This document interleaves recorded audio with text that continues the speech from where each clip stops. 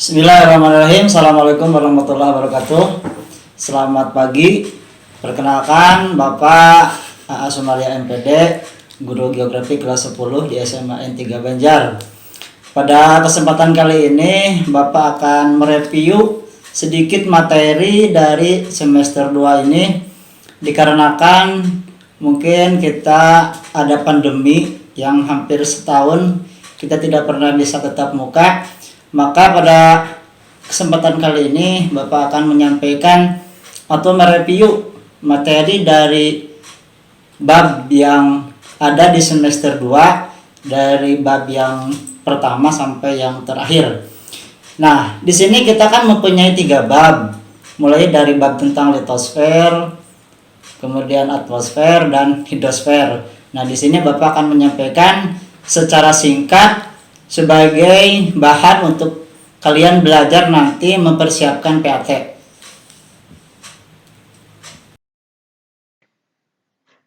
Baiklah, kita mulai. Nah, sebagaimana kita ketahui dulu di semester pertama bahwa bumi ini terbentuk dari 3 bagian, yaitu bagian barisfer, asthenosfer, dan litosfer. Nah, kita akan membahas tentang litosfer. Litosfer kita ini terbentuk dari berbagai jenis batuan, diantaranya ada batuan beku, ada batuan sedimen, dan batuan metamor.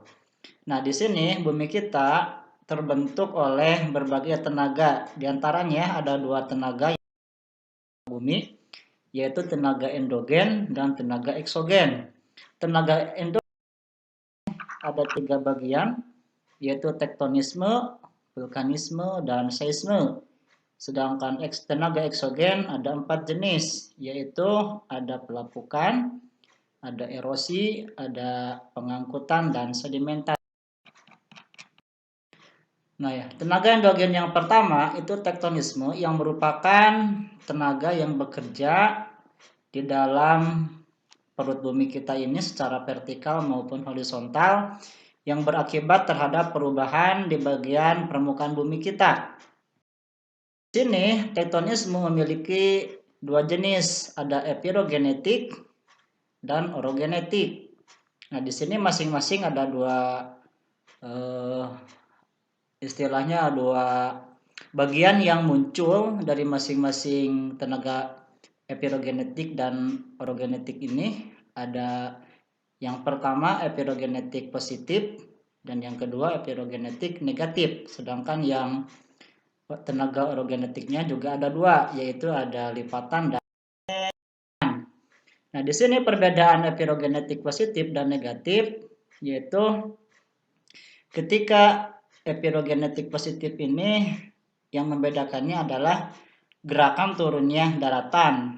Nah, seakan-akan di sini air laut yang naik. Sedangkan sebaliknya epirogenetik negatif yaitu gerakan naiknya daratan, seakan-akan air laut yang turun.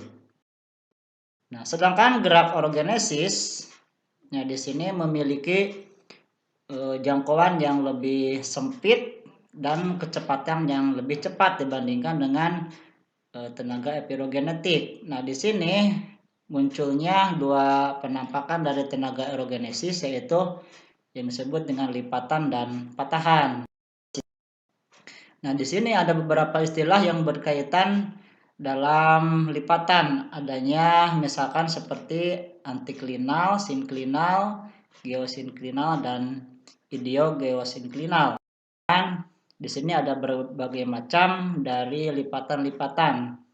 Seperti nampak pada gambar, ada lipatan tegak, lipatan miring, lipatan menggantung, lipatan isoklinal, lipatan rebahan, dan lipatan rebah berpindah. Nah, inilah macam-macam lipatan tadi yang diberikan penjelasan-penjelasan secara lengkap. Kemudian dari yang kedua yaitu dari bagian patahan. Di sini ada bagian patahan juga seperti tadi lipatan memiliki bagian-bagian.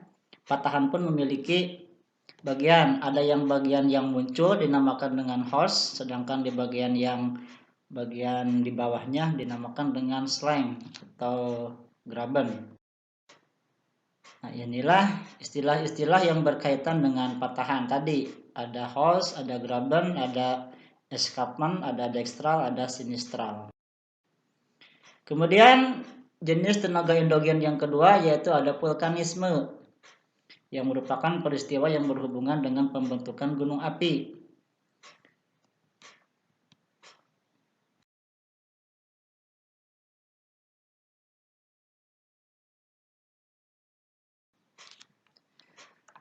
Hal-hal yang berkaitan dengan vulkanisme seperti misalkan adanya magma. Nah, di sini magma yang merupakan bahan silikat pijar yang terdiri dari berbagai jenis material, ada yang padat, ada yang cair, dan ada juga yang bersifat gas.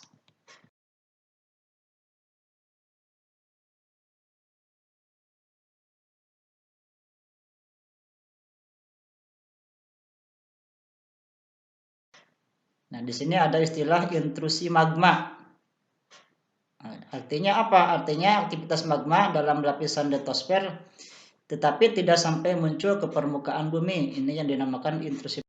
Fenomenanya apa yang terjadi? Nah, ini di sini dari hasil intrusi magma bisa menghasilkan berbagai bentukan, diantaranya ada batolit, lakolit, ada sil, ada gang, ada diatrema, ada apopis. Kemudian yang kedua ada ekstrusi magma.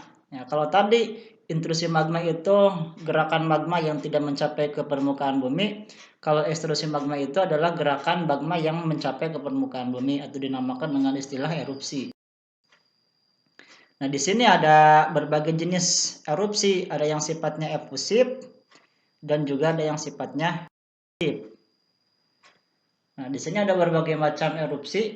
Nah, di sini ada 3 jenis erupsi yang berdasarkan bentuk lubang tempat keluarnya, ada yang linear, ada yang areal, sentral. Kemudian hasil erupsi yang sifatnya sentral, contohnya misalkan gunung api Perisai, gunung api Mar, dan gunung api Strato. Kemudian bahan yang dikeluarkan ketika terjadi erupsi ada yang bersifat padat, cair, dan gas. Nah, yang bersifat padat ini misalkan seperti adanya bom, lapili, pasir, atau kemudian yang bersifat cair bisa berbentuk lava, lahar panas, ataupun lahar dingin. Sedangkan yang berbahan gas ada solvatar, pemarau, maupun.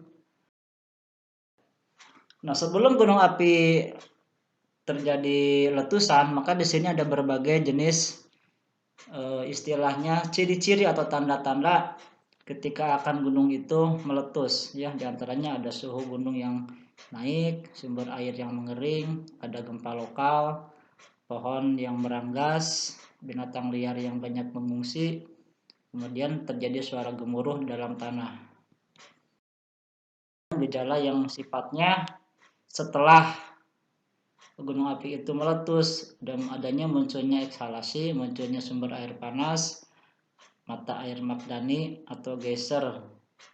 Kemudian di sini selain dampak yang negatif juga, maka gunung api yang meletus juga itu menimbulkan dampak positif, diantaranya abu vulkanis bisa menyuburkan tanah, bisa memperbanyak hujan orografis sebagai sumber air panas, tempat pariwisata, ataupun potensi tambang bahan bangunan, dan juga seperti dijadikan sebagai sumber air irigasi ataupun PLTA. Tapi juga ada dampak negatifnya, seperti kalau gunung api itu meletus bisa menimbulkan korban jiwa karena gas beracun, awan panas, lahar panas, ataupun karena timbulnya dari benda-benda yang dikeluarkan, baik yang sifatnya eflata, cair, ataupun gas. Kemudian yang ketiga, bagian dari tenaga endogen yaitu seisme, yaitu getaran dari bagian kulit bumi yang diakibatkan dari adanya energi potensial yang berubah menjadi energi kinetik, atau yang istilah kita itu dinamakan dengan gempa bumi. Istilah-istilah yang berkaitan dengan gempa bumi ada seismologi, ada hiposentrum, ada epicentrum.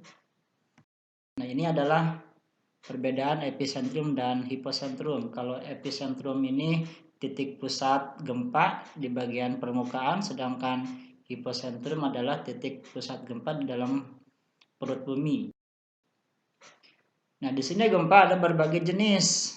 Ada gempa yang misalkan berdasarkan penyebabnya. Ada yang berdasarkan penyebabnya ini seperti gempa runtuhan, gempa vulkanik, gempa tektonik. Ada juga gempa tumbukan. Misalkan adanya meteor yang sampai ke bumi kita menyebabkan tumbukan sehingga menimbulkan gempa. Kemudian gempa yang berdasarkan intensitasnya, ada yang sifatnya makro, besar, dan sifatnya mikro, kecil. Kemudian yang berdasarkan bentuk epicentrumnya, ada yang linear, ada yang sentral. Berdasarkan kedalamannya, ada yang dangkal, ada yang menengah, ada yang berdasarkan jarak epicentrumnya, ada yang gempa setempat atau lokal, gempa jauh, gempa sangat. Kemudian berdasarkan letak pusat gempa, ada yang gempanya di laut, ada juga gempanya yang terdapat di darat. Kemudian yang kedua, tenaga eksogen, yaitu tenaga yang merombak permukaan bumi yang sifatnya berasal dari luar. Ini meliputi 4 jenis, yaitu pelapukan, penyikisan, pengangkutan, dan pengendalian. Agen-agennya yang bisa melakukan perubahan seperti adanya sinar matahari, angin, air, gelombang laut, gletser, ataupun makhluk hidup. Yang pertama, pelapukan merupakan proses penghancuran batuan dari bongkahan besar menjadi bagian yang lebih kecil. Ini bisa diakibatkan dari adanya perubahan cuaca atau iklim yang terkena panas, terkena dingin, terkena unsur kimia, ataupun ada pengaruhnya dari makhluk hidup. Ini menyebabkan batuan menjadi puing-puing yang lebih kecil dari yang lebih besar pada awalnya. Contohnya di sini pelapukan ini ada 3 jenis, ada pelapukan mekanik, kimiawi, ataupun biologis. Kemudian yang kedua yaitu erosi, merupakan proses terlepasnya partikel batuan dari induknya, bisa diakibatkan oleh tenaga air, angin, gelombang laut, atau gletser. Misalkan erosi oleh air, ini ada berbagai jenis, ada misalkan oleh air yang percikan, ada erosi air permukaan, erosi air alur, parit, tebing sungai, ataupun erosi yang diakibatkan dari air terjun. Kemudian yang kedua ada erosi gelombang. Ini biasanya diakibatkan oleh abrasi air laut. Seperti ini contoh ya. Ini contoh dari bagian pantai yang terabrasi oleh air laut sehingga menimbulkan dinamakan klip pantai yang curam. Ini bagian sisi-sisi pantai yang terkena abrasi oleh air laut. Kemudian yang ketiga, erosi oleh angin, dinamakan dengan deflasi atau korasi, mushroom rock di daerah yang biasanya ini terdapat di daerah gurun. Atau misalkan erosi oleh gletser juga ini bisa ya, dinamakan dengan morena, menghasilkan morena. Dan yang keempat ini ada sedimentasi ya. Sedimentasi merupakan pengendapan, proses pengendapan batuan hasil dari pengikisan. Agennya bisa oleh air, bisa oleh angin, bisa oleh air es atau gletser, ataupun oleh gelombang laut. Nah, ini contoh dari pengendapan di bagian pasir ini ya. Ini misalkan seperti di daerah kita di Pulau Jawa, itu di daerah Parangtritis nih ada senjun ya. Jadi dari pantai ini terbawa oleh angin yang bertiup kencang sehingga pindah ke bagian yang lebih ke arah daratan sehingga menimbulkan gunung-gunung pasir ini dinamakan senjun. Ada juga sedimentasi yang berdasarkan tempat pengendapannya. Nah, ini ada yang mengendapnya di sungai, dinamakan fluvial, di daratan, dinamakan terrestris, di danau atau rawa limnis, di daerah lautan marine, dan di daerah es dinamakan dengan glasial. Kemudian sedimentasi berdasarkan tenaga pengangkutnya. Oleh air dinamakan akuatis, oleh angin dinamakan airis, oleh air laut marine, oleh tenaga glacier dinamakan dengan. Nah, itu yang berkaitan dengan tenaga pembentuk muka bumi ya, yang dibentuk oleh dua tenaga, yaitu tenaga endogen dan tenaga eksogen. Nah, kita akan melanjutkan ke subbab yang kedua, masih bagian dari litosfer. Ini bagian dari tanah atau pedosfer ya, yang merupakan bagian dari terluar bumi kita dari litosfer. Nah, tanah ini memiliki, dalam istilah geografi ini, tanah ini memiliki kawasan yang lebih luas dibandingkan dengan lahan. Kalau tanah ini bisa digunakan untuk berbagai keperluan seperti pertanian, perkebunan, ataupun untuk dijadikan bahan bangunan atau pembuatan bangunan. Sedangkan lahan ini bisa diperuntukkan untuk sesuatu yang sifatnya sudah spesifik atau tertentu. Nah, di sini ada faktor-faktor yang bisa membentuk tanah. Tanah kan berasal tadinya dari batuan yang mengalami pelapukan. Ini yang didorong oleh beberapa faktor, diantaranya ada iklim, ada organisme, ada bahan induk, ada topografi, dan ada waktu. Ini merupakan unsur-unsur pembentuk tanah, ada 5 komponen. Kemudian sifat dari tanah ini memiliki sifat fisika, dan sifat kimia, sifat biologi.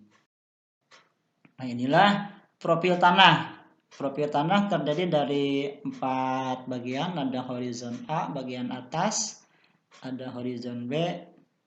Ini sebelum menjadi tanah yang memiliki kandungan organik yang bagus, tapi masih di bagian yang dalam ya. Kemudian ada horizon Z, ini merupakan tanah dari bagian yang dari batuan tetapi belum menjadi tanah yang sempurna, sedangkan horizon R merupakan masih dari bentuk batuan asli. Nah, inilah deskripsi atau gambaran dari penjelasan masing-masing bagian tanah masih dari